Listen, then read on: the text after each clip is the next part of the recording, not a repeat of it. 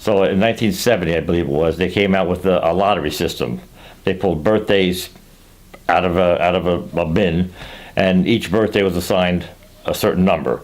Yes, and my birthday was December 29th, and mine was the 16th birthday picked out of the random batch.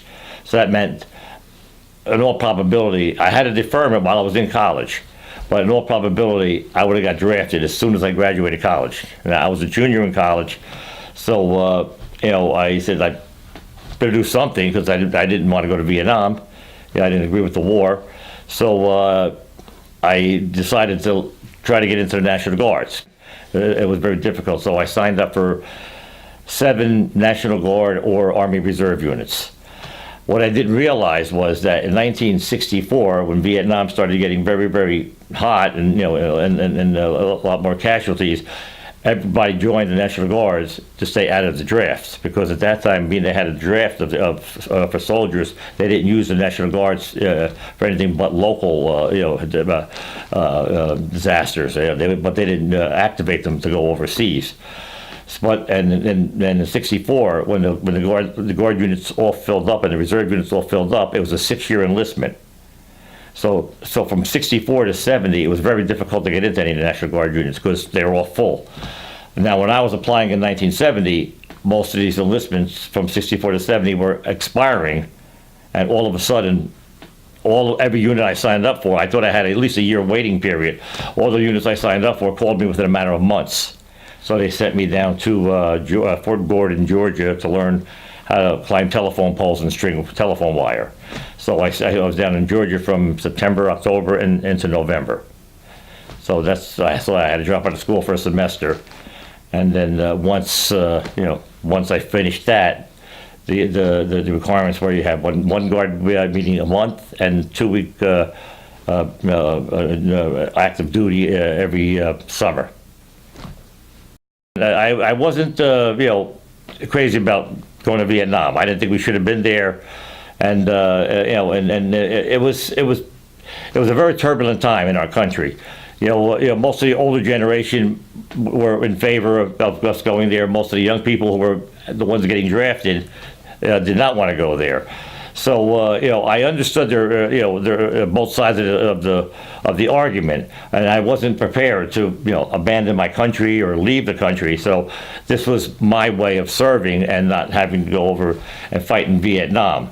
And in hindsight, I'm glad I did what I did, because I really don't believe that war accomplished anything for us. We lost, I think, close to 50,000 casualties in that war, and so many people that I know now that still have a lot of mental and physical problems, emotional problems from the residue of what they saw in Vietnam.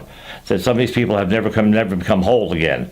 So when you go into a war, you create a lot of long-lasting, lifetime problems that most countries are not prepared to deal with. And if it isn't a war that we're going to accomplish too much with, it's very difficult. So in hindsight, I'm glad I did what I did, and I agree with the people who didn't want to go, because I know a lot of people who did go, and some didn't come back, and the ones that did come back all had emotional or mental problems to deal with for the rest of their lives. The Vietnam War was the first war that was covered live. I mean, the reporters were sent there with cameras, and it was on the news every night. Like World War II, maybe you went to a movie theater and you saw a newsreel, but not many people would see what was going on. The Vietnam War, due to the advancements in photography and news distribution, reporters were on the front lines of the Vietnam War, and people saw soldiers, American soldiers, getting killed. Bodies laying on a battlefield, or and people coming home, maimed and with mental or post-traumatic stress syndromes, with all kinds of problems, drug addiction problems, and this was covered very, very much by the media. And this swayed a lot of people's opinions. And little by little, I believe, it swayed the political opinions of the people, in power, whether it was the president or the Congress, because eventually, they did, when Lyndon Johnson, it affected his presidency that he didn't run for a second term because of the negative coverage the war was getting, and it was wearing him down. And then eventually, I believe the coverage, actually forced the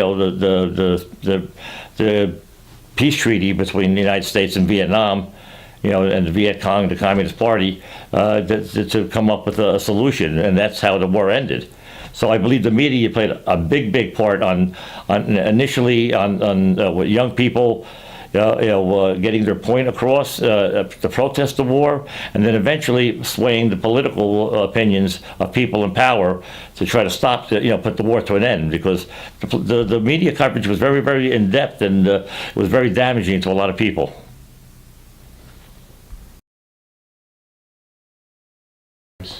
Well, again, there was a lot of protesting going on, and this was something new to this country. When we got into World War II, we were on a united front because we were attacked.